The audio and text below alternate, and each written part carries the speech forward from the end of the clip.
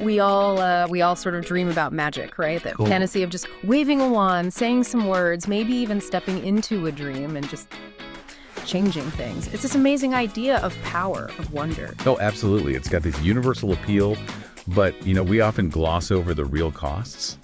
Yeah. The hidden price of that power. And it's not just like the usual sacrifices people make in stories for love or whatever.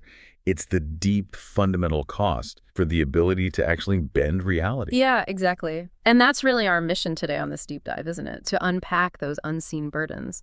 We're going to look at the toll it takes on two really fascinating young heroes. One uses the traditional wand and wizardry we know, and the other, his power comes from somewhere totally different, from dreams, from inside his own head. Right, because anyone who really practices, whether it's with a wand or through mastering dreams, they understand this core truth. Right. Real magic, it's never free. There's always a price, a steep one, usually. An undeniable truth.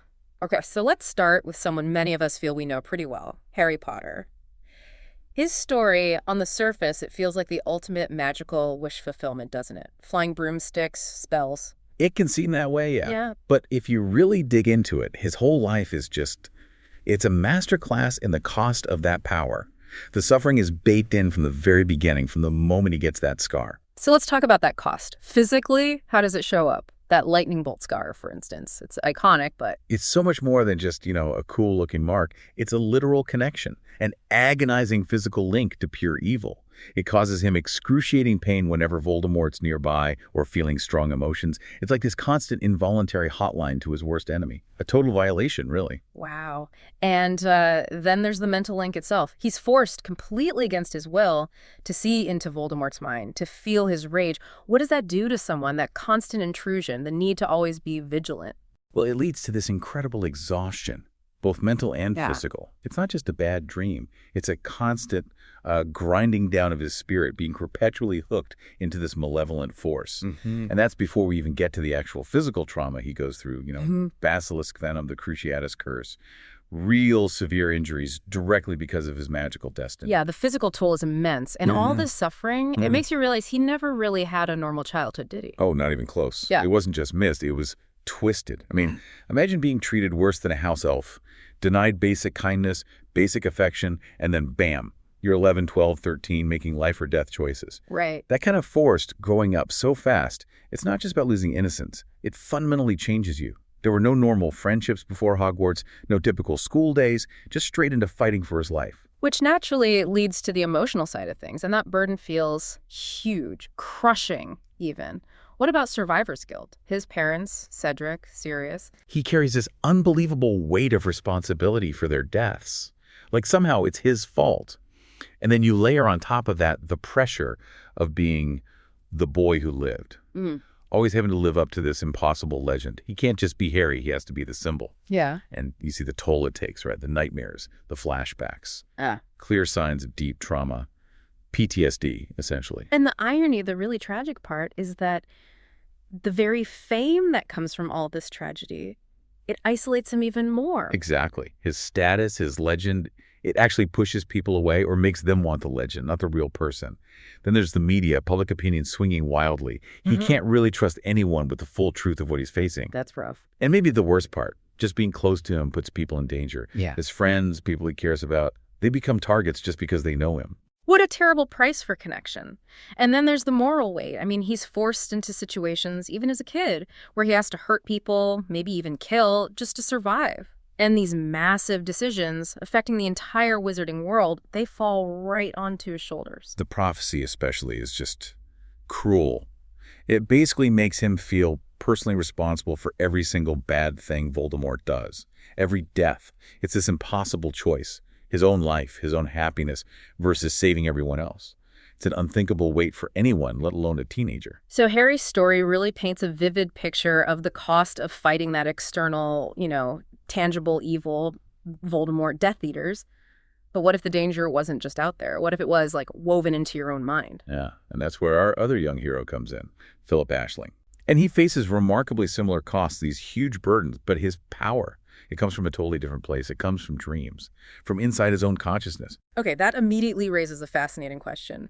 Could power that comes from your own mind actually be even more dangerous than, say, wand magic. Philip's journey into what's called dream mastery. It gives us a pretty chilling look at that possibility. For him, just falling asleep becomes dangerous. Profoundly dangerous. Without his special dream catcher, it's called an agwagan. These malevolent spirits, known as draiths, they just invade his dreams. Draiths. Okay, tell us about them. What are they? So draiths are generally understood to be these tormented spirits, spirits of other dreamers who got lost, trapped between worlds somehow. And because they're so miserable, their whole focus is dragging others into that same nightmare with them. Wow. So for Philip, sleep isn't rest. It turns into this intense nightly battle for survival, all inside his own head. He's constantly exhausted, just fighting off these harrowing attacks night after night. That sounds utterly draining. Just the idea of being afraid to sleep. He actually says it, doesn't he? Something like, I'm afraid if I fall asleep tonight, I will have another nightmare. I've never been so terrified. So tonight I cannot fall asleep. I will not fall asleep. Yeah, that raw terror is real. And this intense internal fight, it spills over into his waking life through something practitioners call dimensional drift. The line between dream and reality gets really blurry. Things that happen in dreams start having actual physical effects when he wakes up. Physical effects? Like how? Well, imagine dreaming you're at the beach all day and waking up with a genuine sunburn. Whoa, really? Or getting into a fight in a dream and waking up with actual bruises. These aren't just mental echoes, they're tangible impacts. And it makes it incredibly hard for him to know what's a real memory and what's a dream memory. It's hugely disorienting. Reality itself just feels unstable. And if that wasn't enough, he also carries this prediction burden, another kind of moral weight, but different from Harry's. Right. His charm, the Nagwagan, which anchors him in the dream world, it apparently changes color when his dreams show possible futures. Possible futures. Exactly. Potential ones. Which puts him in this terrible spot. Should he act on what he sees? What if he's wrong? What if trying to change it makes things even worse? That's an immense weight. Knowing you might mess with someone's life based on a maybe. There's an oracle figure he meets, right? She warns him about this. She does. A very direct warning. Making major decisions based on potential predictions is perilous simply because the prediction charm makes no guarantees the dream will come to pass. So he gets these glimpses, this foresight, but absolutely no certainty. Huge burden. And all this, it must just deepen his isolation from, regular life, his family. Completely. He can't really explain why he needs this dream catcher to his mom, who's divorced from his dad. She just thinks he's anxious. His brother thinks he's making it all up for attention. Oh, it's tough. And his friends. When he tries to share even a little bit, they think he's either lying or, frankly, losing his mind. So even when he's surrounded by people, he's totally alone with this extraordinary, terrifying reality he's living. The mental strain is almost impossible to imagine. Trying to juggle multiple realities at once, constantly afraid he might get stuck between dimensions permanently. That unceasing vigilance he needs just to stay in control in his dreams, terrified of losing himself. Yeah. It all just adds up to a complete loss of a normal teenage life. I mean, how can you worry about homework or crushes or weekend plans when you're literally fighting spirits in your sleep and questioning the nature of reality every day? Puts everyday worries in a stark perspective, doesn't it? Okay, so we've got these two young heroes, very different magic, very different threats, but these similar heavy burdens. What does comparing them tell us about the dangers inherent in their powers? Well, I think a key difference is the nature of the threat. For Harry, the dangers are mostly external, right? There's a clear bad guy, Voldemort, Death Eaters, dark creatures. Yes, the mental link causes pain, but it's still an external force acting on him. His Parseltongue ability makes people suspicious. His fame makes him a target. It's mostly conflict coming from the outside world. Right, whereas Philip's dangers, you said they're more internal, more layered. How does that difference make his situation maybe uniquely challenging? Because his power source is his own consciousness. It's not a tool like Harry's wand. So the power itself can directly hurt him, that dimensional drift, the reality bleed through, those sunburns, the bruises we talked about. Okay, yeah. And the draiths.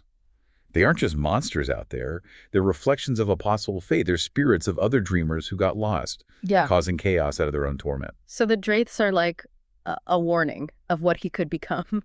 Exactly. And the Oracle even hints, this is just the start, that there are deeper, older powers maybe using the draiths, entities that see untrained dreamers like Philip as either, pawns to be used or threats to be snuffed out.